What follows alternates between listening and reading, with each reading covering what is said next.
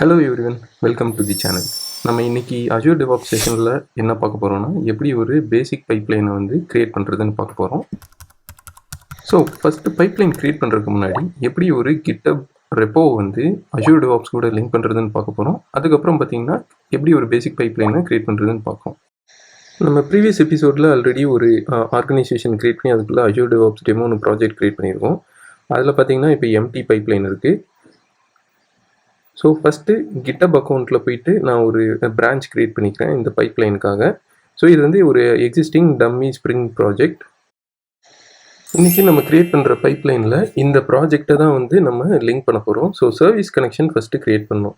So service connection create பண்ணுறதுக்கு first நம்ம GitHubல போயிட்டு டெவலப்பர் செட்டிங்ஸை சூஸ் பண்ணிவிட்டு அதில் வந்து பர்சனல் ஆக்சஸ் டோக்கன் அப்படிங்கிற ஒரு ஆப்ஷனை சூஸ் பண்ணிட்டு ஜென்ரேட் டோக்கனை கிளிக் பண்ணோம். ஸோ இங்கே வந்து நம்ம டோக்கனோட நேம் கொடுக்குறோம்.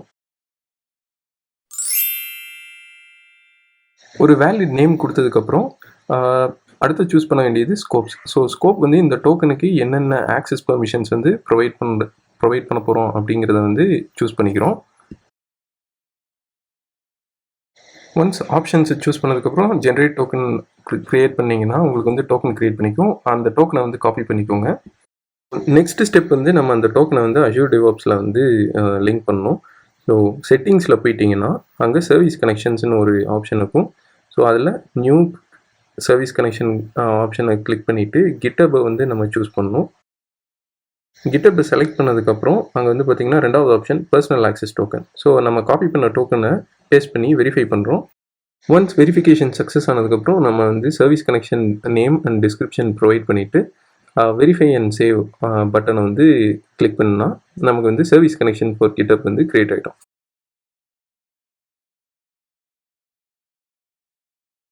சர்வீஸ் கனெக்ஷன் க்ரியேட் ஆனதுக்கப்புறம் நம்ம பைப்லைன் மெனுஸை நேவிகேட் பண்ணி அங்கே க்ரியேட் பைப்லைனுங்கிற பட்டனை கிளிக் பண்ணால் நமக்கு வந்து ஆப்ஷன்ஸ் காமிக்கும். ஸோ அதில் GitHub சூஸ் பண்ணிக்கிறோம்.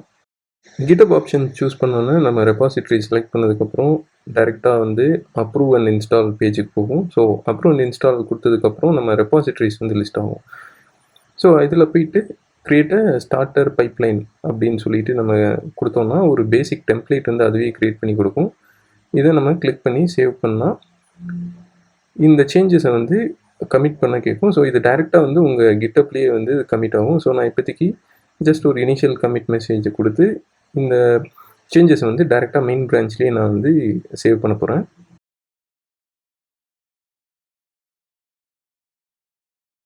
ஒன்ஸ் சேவ் ஆப்ஷன் கிளிக் பண்ணோன்னா பைப்லைன் க்ரியேட் ஆகிடும். நமக்கு டேஷ்போர்டில் வந்து பார்த்திங்கன்னா ரன் பைப்லைன் ஆப்ஷன் வந்து இப்போ விசிபிளாக இருக்கும்.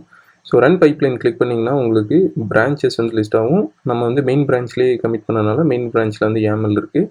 ஸோ இப்போ நீங்கள் வந்து டைரெக்டாக வந்து ஒரு ப்ராஜெக்டை ரன் பண்ண முடியும் மேனுவலாக.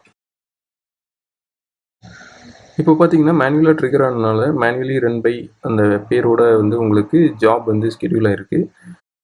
ஜாப் ரன் ஆனோடனே உங்களுக்கு வந்து லாக்ஸ் வந்து க்ரியேட் ஆகுது. ஸோ இப்போ நமக்கு க்ரியேட் ஆகிருக்க லாக்ஸ் பார்த்தீங்கன்னா ஃபெயிலியர் லாக்ஸ்.